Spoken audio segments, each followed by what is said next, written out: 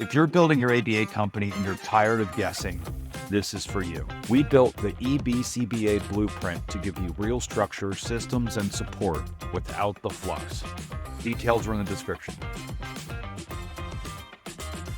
So as you guys know, if you've been on these webinars before or live streams, these are super casual. We like to bring in experts like Coumba to talk about her specific area of expertise. I know there's a lot of coaches and consultants and people out there in the ABA market that want to sell you some consulting package or set you up with their coaching program. Our approach is a little bit different.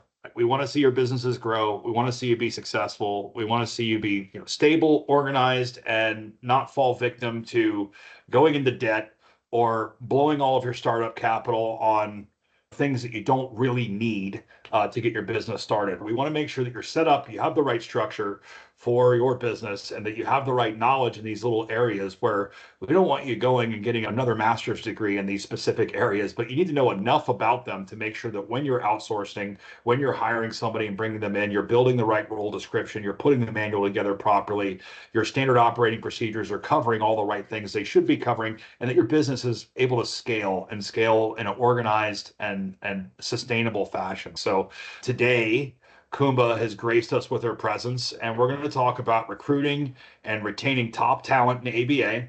She's going to talk about proactive recruiting, retention strategies, and one that we always talk about on here, and I can't wait to hear her take on it, and that is preventing burnout. So with that, Coumba, welcome. Thank you for putting all your time and energy into this presentation, and take it away. Well, thanks for having me. I'm super excited. This is my first webinar of the year, so, bear with me here. But I just wanted to start with a little bit of background so that you guys, get a feel for what my experience has been in the past. But I just recently launched my own consulting business at the start of the year. I have been in the home care space for 8 years. I worked as a director of operations for Help at Home. I don't know if you guys are familiar, but they're one of the largest home care agencies in the nation. I had the opportunity to manage several offices across the state of Indiana, leading consolidation efforts, M&A work, all that fun stuff. But I also had an opportunity early in my career to work directly with clients and caregivers. So being on the front end of the business provided me with a unique experience and perspective that was super helpful throughout my career. So I know you may be wondering, how will a home care expert help me in my ABA business? And I think that's a very valid question, but I think you'll find that home care and ABA share similarities, a lot more similarities than differences. And I included definitions because I wanted to be pretty clear. When I reference home care, I'm referencing the companies that are hiring caregivers, home health aides to provide assistance with activities of daily living in the home.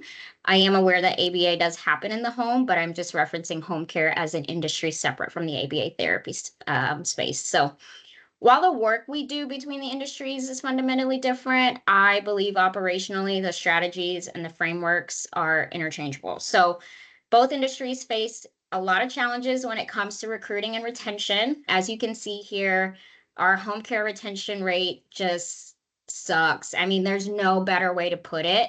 It's increased 12% in the last 2 years to 80% now. And according to Home Care News, one of the biggest reasons why is due to disorganized processes. So we're going to spend a lot of time talking about that. Very similar on the ABA side. I know some of you may be experiencing, maybe it's a little bit less or a little bit more, but it's all around 65 to 75%, and it's starting to creep up in the ABA space. So I'm hoping that we can take some of the lessons that we're learning in home care to prevent from you guys getting up to that 80% benchmark there, which is very, very bad for business. So how does turnover impact my business? So why should I care about retention?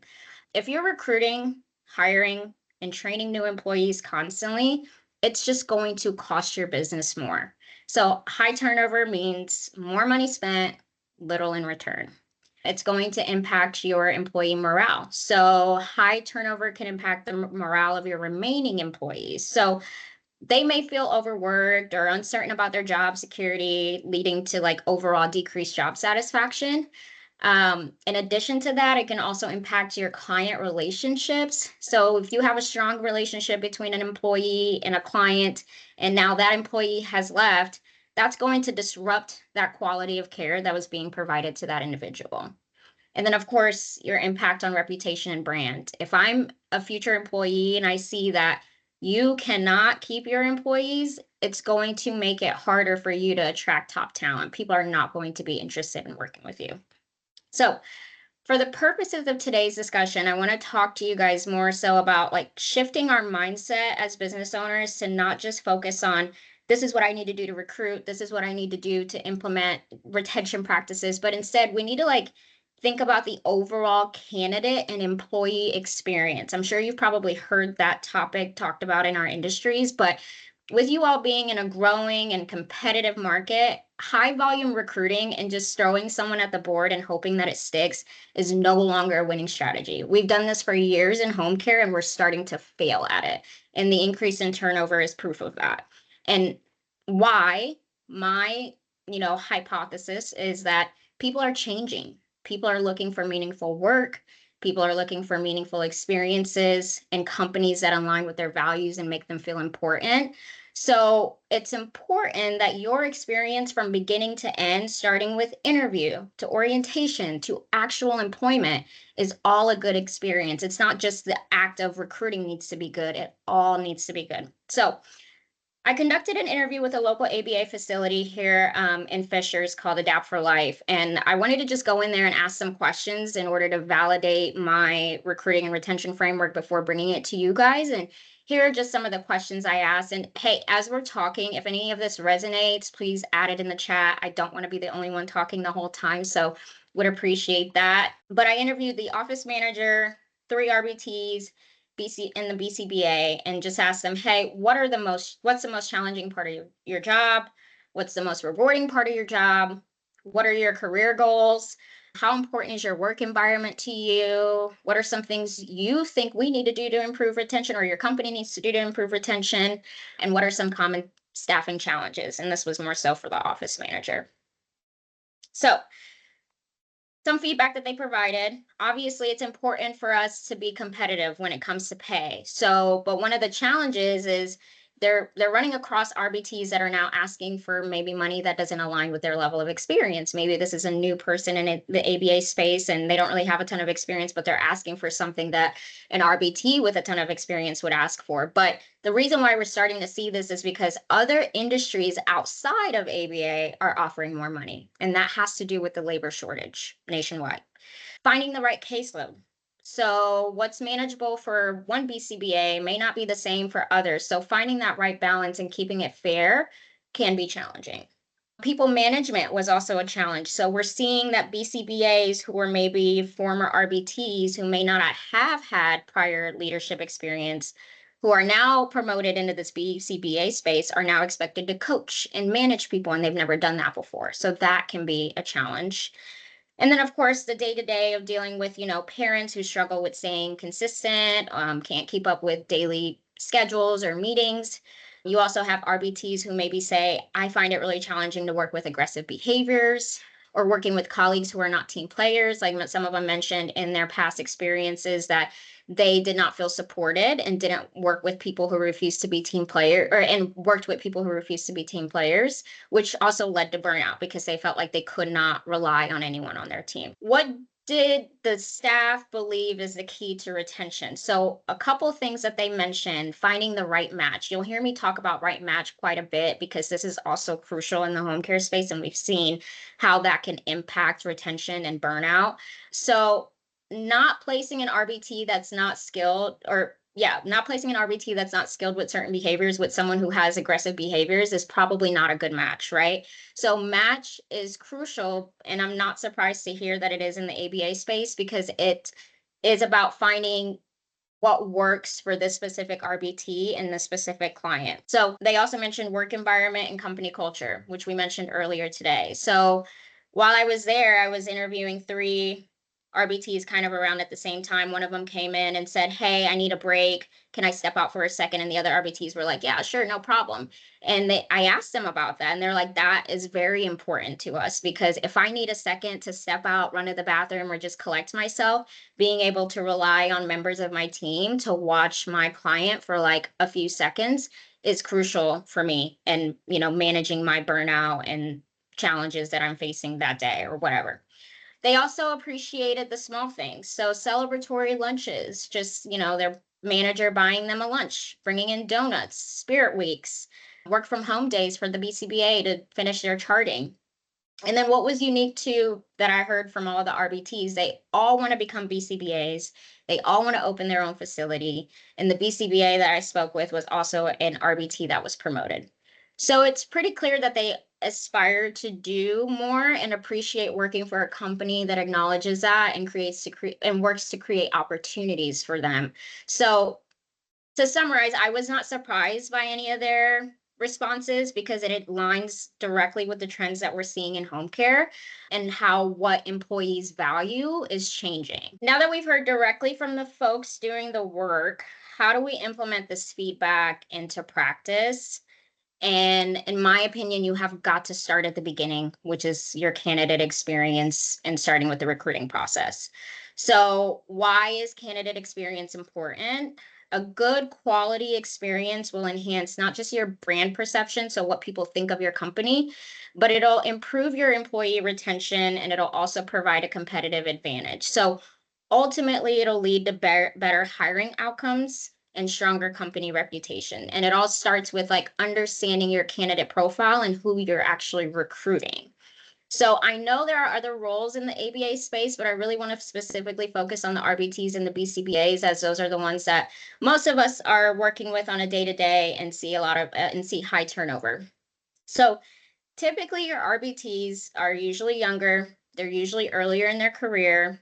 They may have some experience in the ABA world, or some of them may be transitioning from other industries. They may be looking for an organization to provide training and certification support if they don't already have it. And they're probably more than likely going to pursue a BCBA certification. And then on the BCBA side, these folks are usually highly skilled, higher education, typically older than your RBTs, and the pay is significantly higher and more competitive.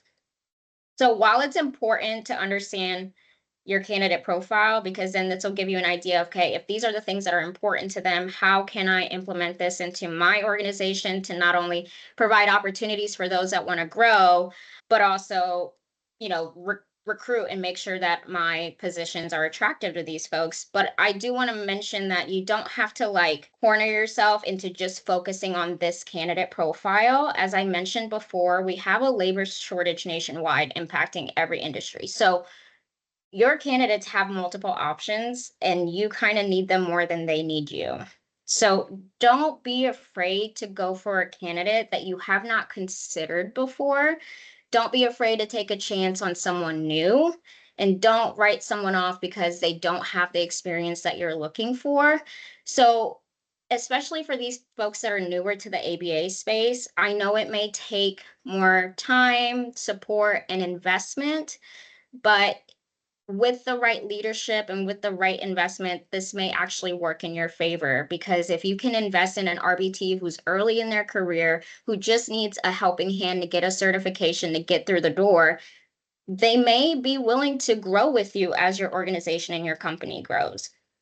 Now that I have a good idea of who my ideal candidate is, how do I attract my ideal candidate profile? It starts with your job posting, and you have to do some work and identify what sets you apart from the other organizations, and use this as a marketing tool to attract your quality candidates. So are you offering competitive pay? If so, put that in your job posting. Are you offering training for those that want to be RBTs, so you don't have to, but they don't have the training? So if that's something you're offering, put in your job posting. Are you offering incentives and sign-on bonuses in addition to pay? I'll put that in your job posting.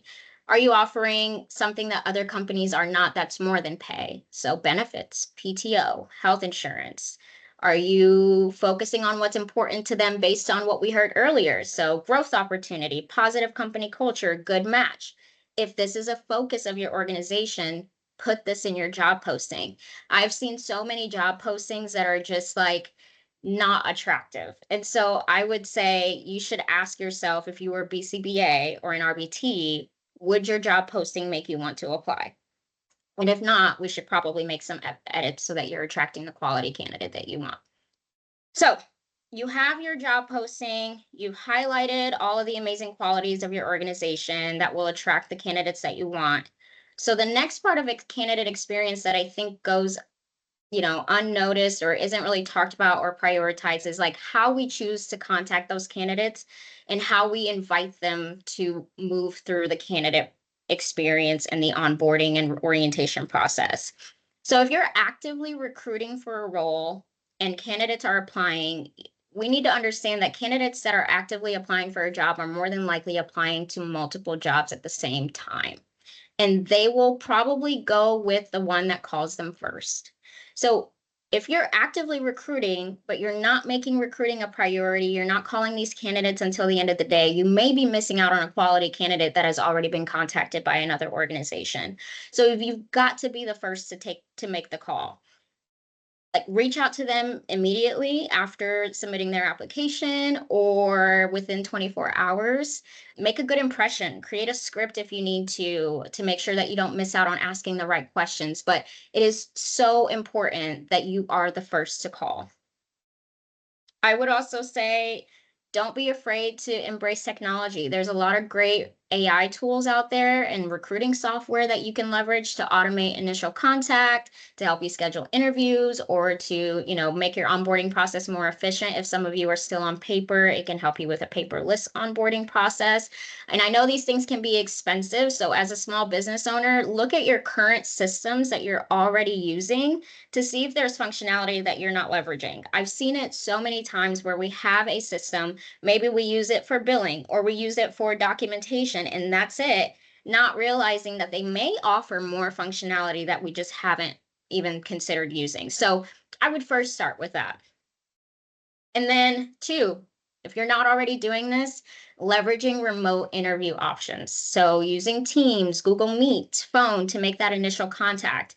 I know sometimes it's hard because especially in a ABA, home care, where you're, caring for people directly, it's important that you get a feel for someone in person, but times are changing. You don't want to fight the change, embrace it and work with technology to meet your business needs. So candidates are more likely to fall out throughout the recruiting process if it requires several trips to the office. So if I have to come to the office to do an interview, I have to come to the office to submit my background check, I have to come to the office to do my orientation, I may go to the guy across the street who's willing to let me do a more remote process until I actually need to be in the office. So if your process is more convenient, chances are they will continue on with your onboarding and recruiting process. And then leveraging your interview to start the match process. So as I mentioned earlier, to the feedback that the RBTs provided, that match between the RBT and the client is super important when it comes to retention. So, and we also know based on home care observations that matching them with the right client is important. The interview is a perfect opportunity for you to start to understand what this candidate is looking for, so you can start to think about who you'll match them with upon hire and not wait until they're hired to start thinking about that. You can ask questions around, what's your ideal schedule? What's their skill level, prior experience? What activities would they enjoy to do with their clients? You decide what you need to make the match based on your service offerings and your client's needs. Now we have an attractive, job posting. We've attracted quality candidates. We've interviewed them. And now we need to talk a little bit about onboarding and orientation. So onboarding experience starts with a well thought out and documented process. As I mentioned on the first slide, the stat from home care, 80% turnover rate due to lack of processes. That is a huge learning for you guys in the ABA space. So do you have an onboarding process documented from start to finish, end to end? if you don't have a well-documented process, it's hard to track your reason for candidates falling out. And without a well-documented process, how do you train your recruiters or your office managers or whoever's in charge of this recruiting experience? So having a standardized process ensures that every single candidate has the same great experience despite who's running the who's running the orientation, who's calling, or if you have multiple facilities. When I was a director, I was adamant that caregivers in Jasper should not have a different experience from caregivers in Muncie. So if you're finding yourself saying like, hey, I'm having a hard time getting a candidate from initial phone call to orientation to first day of work, or even to get them to show up for anything, there is a breakdown in process somewhere, and you need to be able to look at your process and say, I think this is where it's happening. So here's an example. I know it's kind of hard to see, but when I say document, it's very detailed. Where, like, what task, where does it take place, who's doing it, who owns what? And as you grow, and hopefully as you expand and add more facilities, this is going to become more important. And I also wanted to mention, even the way you reject candidates matter.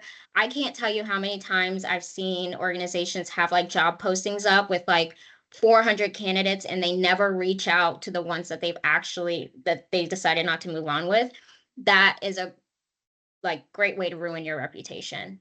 Even if you're not moving forward with the candidate, it's important that you reject them, so that in the future, if you ever go back to, needing someone for that role and want to repost that job posting, it's that they're more than likely to come back and maybe reapply for that role. But if you just leave them just sitting out there in the abyss, it's not a great impression for your candidates. All right. So orientation. So orientation day is an opportunity for you to impress your employees. Just like, I said, from start to finish, interview, we've got to impress them, or orientation. I don't know why we feel like we don't need to impress our employees, but we have to let that go. It's not just a job. Like, I used to tell my team that orientation day is probably the most important day of the week. We need to greet them. We need to prepare folders. We need to make sure they have all the important documentation that they need to take home, provide merch if that's something that you supply. It should be organized, and you should make them feel like they've been expecting them.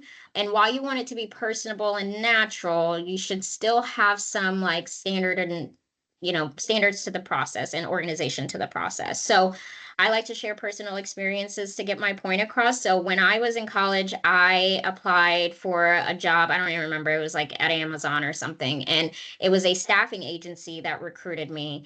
And it was pretty clear that we were all just another number to them. When I showed up, they had no idea who I was. I gave them my name. They took me to this like dungeon back room that was dark with folding tables and a folding chair, sat me in front of a 3-hour video and said, show up to this place at 9 a.m. on Monday. I show up. They didn't know my name, didn't care, threw me on the line and told me to just start putting stuff in boxes. I quit the same day. I realized then that I wasn't meant for Amazon, but I also thought that it had a lot to do with their onboarding and orientation experience. They made it pretty clear that they didn't care about me. I was just there to fill a spot. They didn't provide me with the proper training. So I say that to say, make sure that your people don't feel that way. Don't let them leave your orientation day without having a solid understanding of what next steps are. When do I need to report to work? What information can you provide me about my client? What can I expect? This is all super important to get them to show up on that first day at work too. Now you've onboarded them, they work for you. How do you keep them? So again, back to this idea of finding the right match. So before, we talked a lot about right match with client and RBT, but we also need to find the right match for your facility. And I'm going to go back to the feedback that we heard from the staff at Adapt for Life. They appreciate having a supportive environment. So it's important that as you're considering who to hire, that you also need to consider if this person is a good fit for your organization. And if they're not, you may need to consider moving on from them or understanding when to move on from that person. Realizing, like, not letting the fear of losing an employee or it's too hard to hire, do not let that keep you from separating from someone that isn't adding value. It takes one bad apple and you tolerating that one bad apple to kill a company culture and, cause burnout for your other employees. So moving on can show the rest of the team that you have certain standards that you won't tolerate and certain behaviors you won't tolerate, and it'll help you gain their trust and, make sure that you're providing that positive company culture. And again, finding the right match for your RBTs and your clients. So this is crucial for effective therapy and retention. So you need to consider your client's needs and goals, and then the RBT's level of experience and expertise, personality style, cultural or language needs, and see if that'll be a good match. Sometimes I even say if you can involve the client and their family in the matching process, even better.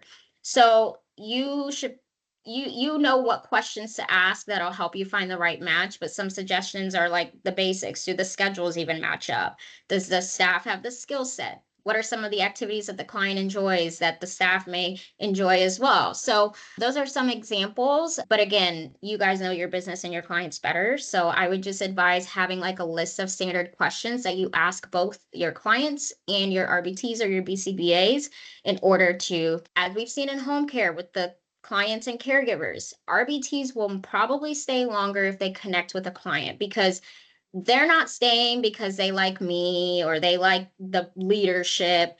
While that's important, staff is sticking around because of their clients and the progress that they're making together. So making these great connections a priority will not only just improve like staff retention, but it'll lead to better outcomes for your clients as well. And probably definitely help with burnout if they actually enjoy the client and the things that they're doing on a day-to-day. And then we talk about technology, embracing technology. And if you're going to embrace technology, you've got to provide the proper training and support. So leveraging technology to reduce like documentation time for your BCBAs, making scheduling meetings easier. This will help make your BCBAs and RBTs more efficient. I know in some cases using like iPads so that RBTs can move around and document in the facility. Just making them more efficient will allow them to focus more time on their clients.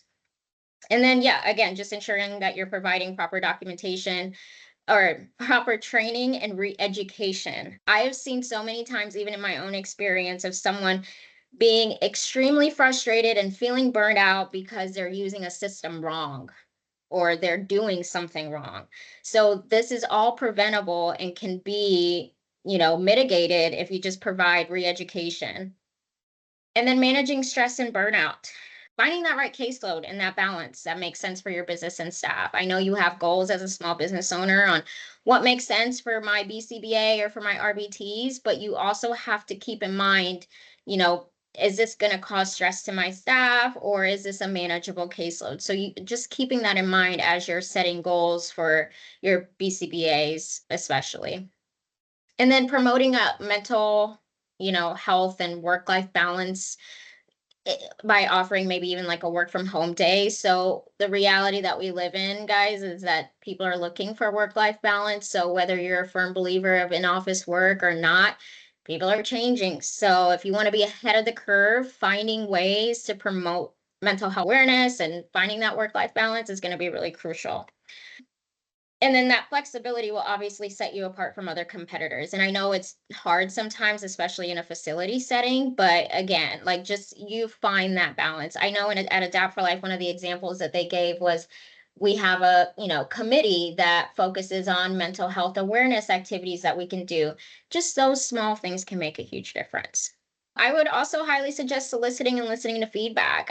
It was really important for me to sit there and ask the RBTs and the BCBAs what was important to them. Asking your team how to improve and using this to actually improve your operations can help your employee. It will make your employees happy. Like if they see that you're a leader who's actually engaging and not ignoring the problems and working to solve the problems, this will help you develop trust with your employees.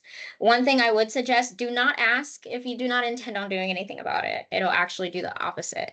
But I think it's always great to solicit, listen to that feedback and implement. And even if you can't fix it, at least acknowledging that you've heard them is really important.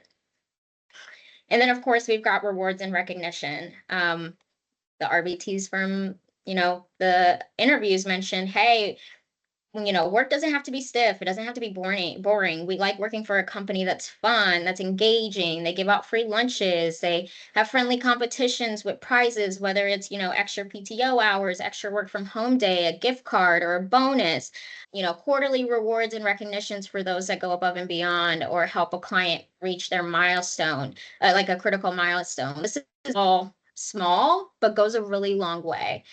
Recognizing staff on social media. I think everyone loves a good shout out. I was actually scrolling on Instagram last night and I saw Josh Allen. I believe he's a quarterback for the Bills. I don't know anything about football, but he was accepting an MVP award at the NFL Honors. And he said, hey, it takes everyone from the equipment staff to Slick Rick in the mailroom. And then there was like an article that Slick Rick, saw this and reacted to it. And he was like in tears about it. And the reason why this stuck with me, because it's like Slick Rick is a mailroom guy who's probably just keeping his head down, doing his work, maybe interacts with Josh Allen occasionally. They share a laugh or whatever. Never did he think he would get a shout out on such a national stage like that.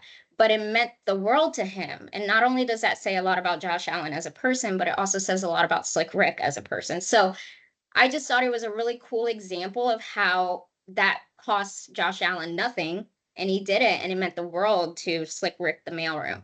So that's just a good example of like giving someone a shout out that can make the world of difference. Simple thank you cards to show appreciation. I get a thank you card from my dentist, and I think that's pretty cool. So think about the last time you got a personalized thank you card that was written down and, signed and sent to you in the mail.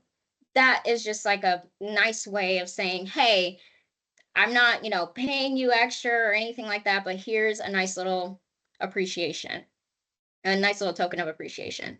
And then there's no better thank you than than promoting from within. This shows that you realize how important it is for them to have growth opportunity, and you're appreciating the work that they do for your organization. And as you grow, you're providing opportunity. As someone who stayed with pretty much one company my whole career, the reason why I stayed was because I was provided growth opportunities every couple years. And so that's really important, especially for those that are early in their career. And we even saw that with the BCBA at Adapt for Life, who started as an RBT and, was promoted once they grew. So, and then also referral bonuses. If you have a good employee, they refer another good employee, consider giving them a referral bonus for that. This will encourage more of your staff to, refer someone that they think would be a good fit for your organization. So I said a lot of words, but I wanted to just summarize, like, what can I do? What can I implement today to help me, improve my business? So one, you've got to review your candidate experience. So you've got to start documenting your process and tracking what can be improved. Please learn from the mistakes that we're making in home care. You do not want to get to an 80% turnover rate. I mean, that is a hard hole to dig yourself out of. So updating your job posting to attract candidates. If those things that we mentioned earlier are not in your job posting, we need to start adding that in there. And also, do not keep up a job posting if you're not actively hiring. So making sure you're closing those out as well. Making timely candidate outreach a priority. So if you're hiring, that should be your priority every single day, and reaching out to those candidates before the guy across the street does. And then ask yourself, am I leveraging all the functionality my tech systems have to offer? Call your reps at your, whatever system you're using. Matrix Care was a big one for us. So there might be some other system, some other part of the system or recruiting onboarding functionality that you're not aware of. So I would check into that. Solicit feedback from your team. And then, of course, just, implementing some of those small recognition efforts we talked about today can go a really long way. So that's it. I hope you guys took at least a couple things away from this today. And, if you want to get in touch with me, you can. Here's my information. You can scan that little QR code and it'll send you all of my contact info. But I guess we have 20 minutes for questions, comments. That's awesome. And a great job, by the way. Like super, like you said a lot, you said a lot of words, but they all fall into perfect alignment with what we've been talking about on this group from the get-go, right? And, turnover is a risk. As business owners, it's a risk that we have to manage. We have to manage it properly. And I always say, there's a difference between a problem and an issue. Problems have solutions. Issues require acceptance. So you're going to have turnover. You need to accept that. Now, we need to break down the problems that happen with turnover and address those carefully. And as we're managing these risks, we want to focus on both parts, right? Reducing the likelihood, which is bringing your turnover rates down, preventing burnout, keeping people longer, giving them smooth processes and onboarding procedures, and making sure that they're easily integrated, right? But also reducing the severity or the impact on your business when turnover does occur by having the cost and the impact on your team reduced as much as possible, where RBTs or BTs, whatever, or RBAIs, or they are in some parts of the country, but that role is often filled by somebody who's between the ages of 20 and 25. And that's a highly transitional phase of life, right? People are getting married, they're going off to college, they're making a lot of decisions at that point. That frontal lobe of our brain isn't really even starting to cook until we're 25 years old. So you're dealing with young people that are going to change jobs at a quicker rate than most others, right? Whether you take care of your internal team or not, some of them are just going to leave. So we need to deal with that. But then also preventing the likelihood, reducing those turnover numbers by keeping the ones who are going to be on here. And Bill just asked a question we get all the time. We're going to address that, Bill, for sure. But I love that Slick Rick is going to be the top mailroom performer probably for the rest of his career, and he's probably never going to want to leave, because he's always going to look back on this one time that Josh Allen got up and mentioned him, and he's part of his Hall of Fame history because he's in that speech forever. Like, that means so much to people.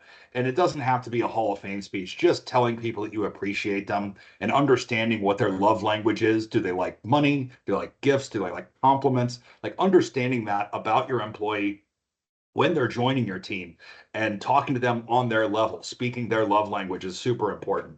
But going back to you mentioned how important it is to have a documented process. And this is something we've been talking to everyone about, right? And when we sit down and we start talking about IT and compliance and all that stuff, we go all the way back to the roots of the business and start asking about the org chart, and having your org chart with all of your roles in it, developing out the descriptions for each of those roles, having a manual that goes for each role that should contain your job description. That job description that you're going to work really hard on, you shouldn't be writing that when you're about to hire an employee.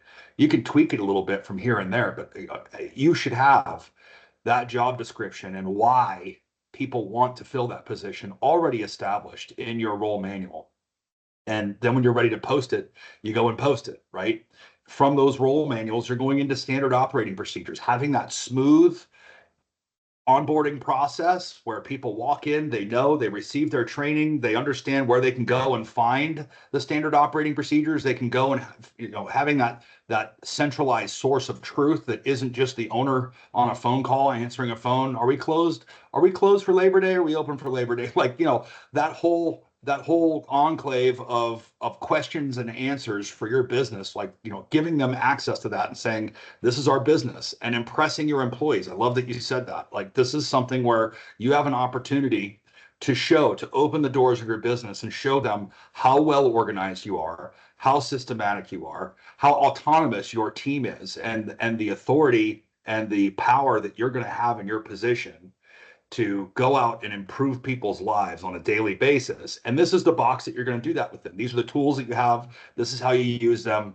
And just having a really smooth onboarding process, that's the kind of thing that's going to prevent turnover, because they want to stay and they enjoy working there. And it's also going to reduce your cost of turnover because you have a system for it, right? You can crank people through that system quickly because it's well documented. So Mike in Columbus had a question. He said, what happens within these caregiver organizations when they are short of staff due to turnover? Do you tend to handle that with existing staff to cover with overtime? But that contributes to burnout, which then contributes to more turnover. So how do you handle short staff stuff in those situations? Well, from, I can only lean on my experiences personally in home care. Some organizations would send their like even office staff. Like if there are smaller home care agencies, sometimes they would send office staff, which just think about that. These are office staff members who are trying to manage day-to-day business, who are trying to bill, who are trying to service other clients, but because we're short staffed, now we have to send them out. So that's one scenario. Two, just like Mike suggested, we have to contact other caregivers to then try to go fill that shift. And then that puts that caregiver in overtime, or that caregiver might now also be overworked and overwhelmed. Or three, unfortunately, which is what's happening quite a bit now, is client goes without care. So retention and high recruiting and retention like impacts so many parts of the business. So, and at the end of the day, it's detrimental to the client because they will then go without care. And I know even in the home care space, we have certain, services where you have to have a certified home health aide. So sometimes we just don't even have enough certified positions to go fill a certain service for a client. So it's challenging, which is why we're struggling in the home care space too, because it's hard when you've already got a labor shortage. Now you're trying to get more caregivers through the door, and it's just you can't do a great job of that if you don't have a good process to like from start to finish, essentially. So hopefully And that answered your question, Mike. But it also extends out to like being in front of your business, right? So not hitting challenges as they happen, but also addressing challenges that you foresee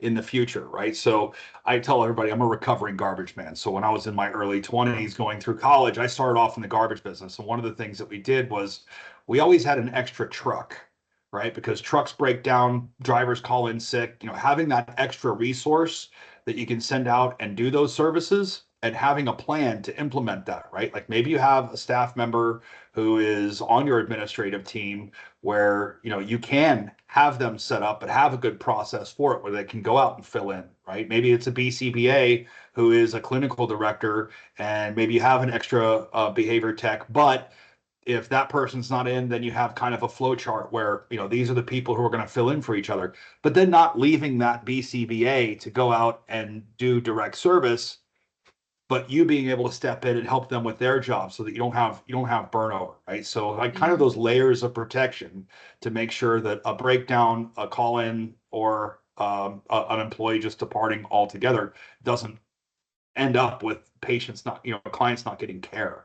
So some that's a really organizations good are actually trying like these centralized just fill in roles that are just meant to just fill in, which we've tried in the past, and it was always challenging because we tried to find that right balance between like finding that good match for that client, but also just getting them care for when they need it. And so that's something too that a lot of organizations are starting to experiment with, because they're realizing that we just need people that are just fill-in staff. But then you have to think about, how do you retain that fill-in staff? What if they have 40 hours this week and next week they have 20 hours? What are you going to do in the meantime to fill up those hours to make sure that they get the pay that they need? So Yeah. And it's a balance. Like you said, you have these things where you have, like these risks that you have to manage, and, your cost benefit analysis. You have to know all the facts about your business and have these processes and kind of build out your plan, your fallback plan before the thing happens. So you're not scrambling around at the time. Great points. All right. So Krushita in Illinois was asking about when it comes to job postings, is there a website that you recommend for job postings that is free? I know the most used is Indeed. And Indeed, I don't know if there are different, I think the posting is free, but like to push your job posting out is not. To promote it, yeah. Yeah, so typically Indeed is where we see a lot of traction. My CNA Jobs isn't free, but that's also been one that I think is underused and actually does a really good job of like not only helping you like get your name out there, but also you can like search for very specific people with their resume uploads on My CNA Jobs. So that's what I would recommend. I don't think there are a lot of free recruiting tools, unfortunately. A Yeah, lot of them will charge you to like, push out your your posting. But that's where like word of mouth and these employee referrals, especially when you're a small business owner, is super important. Like if you already have people that are working for you, use them as recruiting, recruiting staff, because if you treat them well and they want to work for you, they like working for you, chances are they may be able to pull in some people for you for free just based on word of mouth. So I mentioned Indeed and my CNA jobs. I don't know if that was what you were referencing. My CNA jobs. My CNA .com. jobs. Okay. And they have actually a great matching tool. So like people that are submitting their application on there can put specifically what they are looking for, and you can filter by that. So based on your client's needs or whatever needs you're looking for your job, you can kind of put that in there to help you filter and only reach out to those that fit your criteria and the needs that you're looking for. I did want to jump real quick to Bill's question, because I think what Bill's I was just going to say that this Yeah. question gets asked on every single recruiting or And- staffing thing. So I can't wait to hear your answer. What I love about Bill's question too, because it's also pointing out the generational differences that we're starting to see. Like, Bill, the reality is Gen Z. But wait, Does- 1 second. Wait, Yeah. 1 second. Let's make sure everybody knows what Bill's question is. So Bill's Okay, go question ahead. is, how do you address ghosting by candidates that apply but are impossible to contact even when you immediately try to call them? This Gen Z generation is a completely different breed of cat. Yes, Bill, you are right. Sorry. Go ahead, Coumba. So what I would say, one, is Gen Z is different, but I would challenge us to think about why they are different. Gen Z does not care.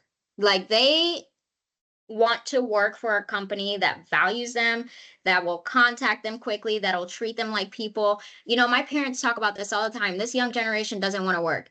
That's not true. They will work for a company that they care to work for. They are just not here to just like take on any job like, my parents' generation would, or previous generations. They are different. And so what I would say is, let's challenge ourselves and think about what could have led to that ghosting in our process.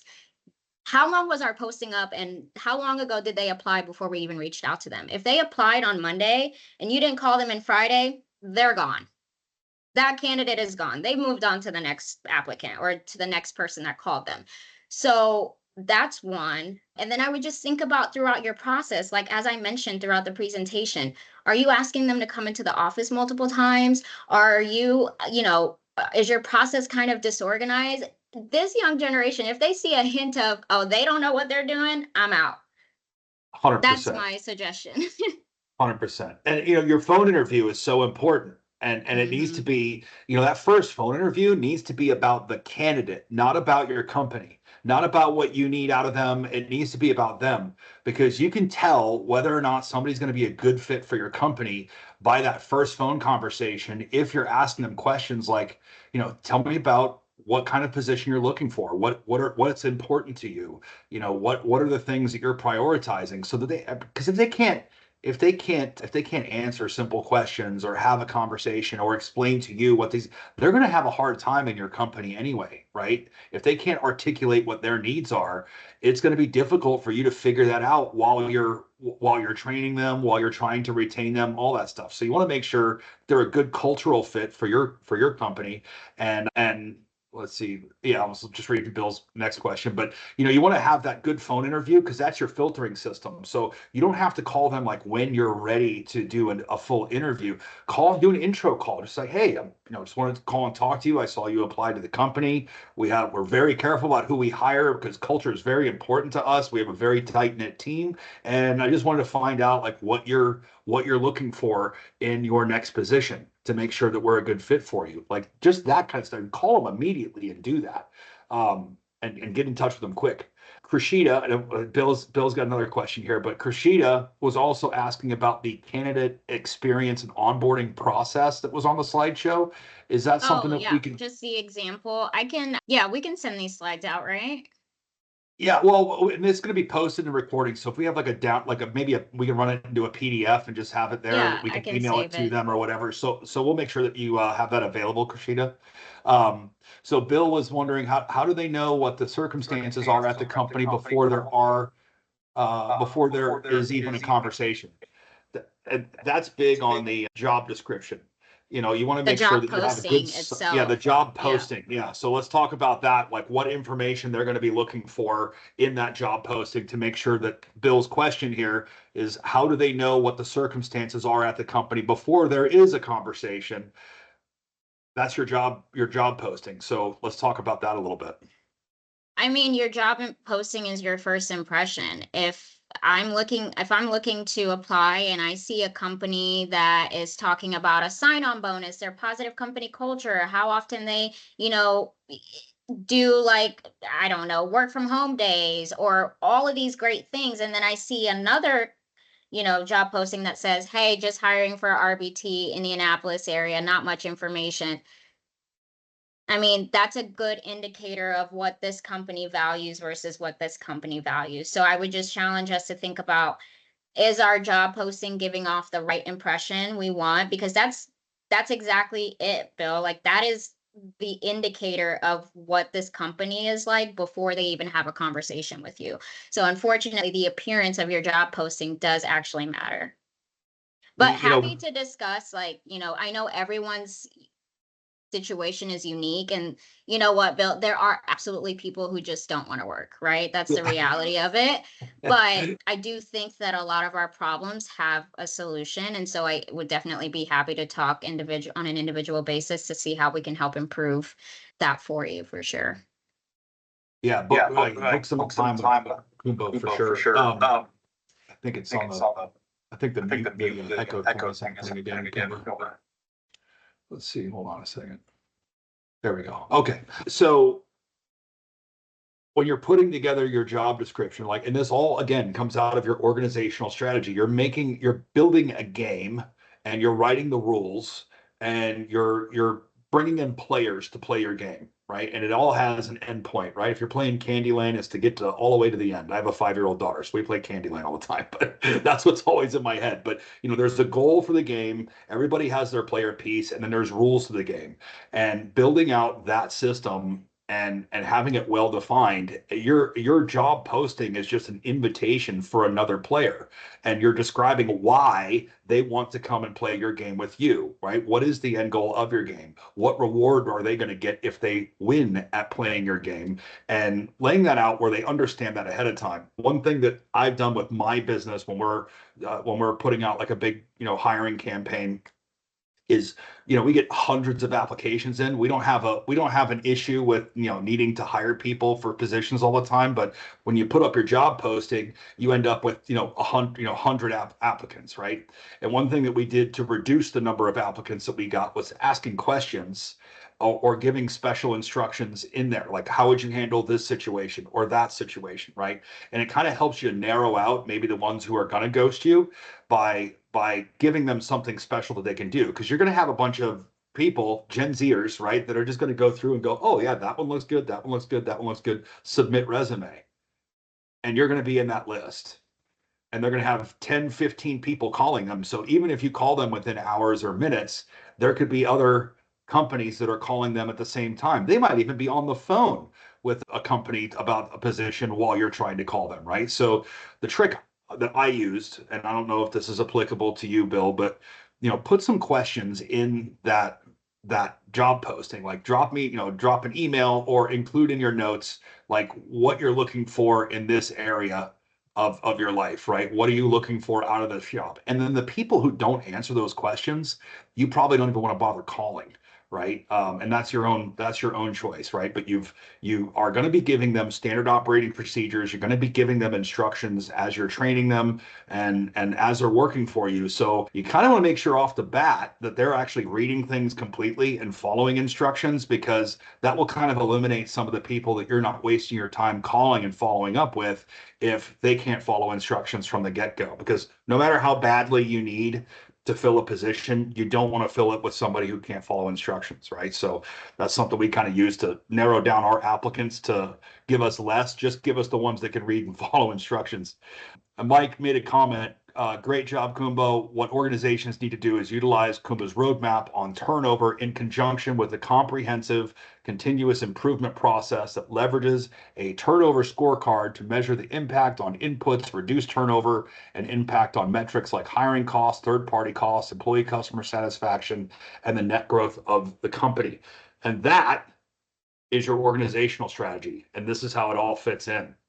You guys are awesome. This is a really good live stream. Thank you, everybody. Thank you so much. Thank you guys. Super informative, and I think everybody here is glad they came. So we'll have a few things. We're going to post this recording on the Facebook group. If anybody's not in the Facebook group, drop it in the comments. I think, Josh, if you just drop the link to the Facebook group in there. So this recording is going to be there. And then if you just follow the instructions in there, if you want any of the materials that we were talking about in the live stream, just drop your information in there. Josh will make sure we get it emailed out to you. Do not post your email address publicly on the site. Just direct message with Josh and he'll make sure that you get all that info. Well, thank you guys for having me. This was awesome. I appreciate it. Hopefully you all found this helpful, and can't wait to see what you could do with it. This is exactly what this group is all about. You coming in here and providing such value and good information to our group. Like, we really appreciate it. Great job. And I'm sure we'll be doing another one soon. All right. You guys have a good one. Bye. You're already doing the work, investing your time, your energy, and your vision. So let's make it count. Build something that works without breaking you. The EBCBA Blueprint is the way. Get started for free with our foundation course.